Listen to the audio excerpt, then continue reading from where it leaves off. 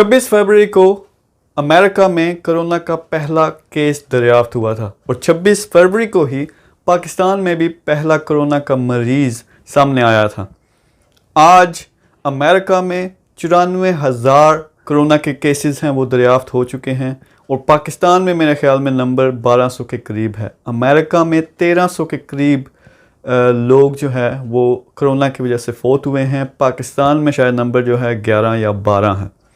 लेकिन बहुत ही अफसोस की बात है, अगर आप सोशल मीडिया पर जाकर देखें तो देखें किस किस्म की ख़बरें शेयर की जा रही हैं, किस किस्म की नेगेटिविटी है, हुकूमत पे तनकीद की जा रही है। कभी इस तरह की पोस्ट आती है कि डॉक्टरों ने काम करना बंद कर दिया, नर्सों ने ये कर दिया, फिर किसी अमीर आदमी ने अपने जो नौकर है उसको कोरोना वायरस था उसको भगा दिया, वगैरह वगैरह वगैरह। यार हम क्या कर रहे हैं? पता नहीं अल्लाह हम पे करम क्यों कर रहा है कि अमेरिका के मुकाबले में हमारे पास कुछ रिसोर्सेज नहीं हैं, लेकिन फिर भी हमारी सूरत हाल बहुत बेहतर है। ये वक्त है एक कौम की तरह इकट्ठे होने का, एक कौम की तरह जो हमारे इंस्ट्रक्शंस हैं, जो सेफ्टी इंस्ट्रक्शंस हैं उसको फॉलो करने का।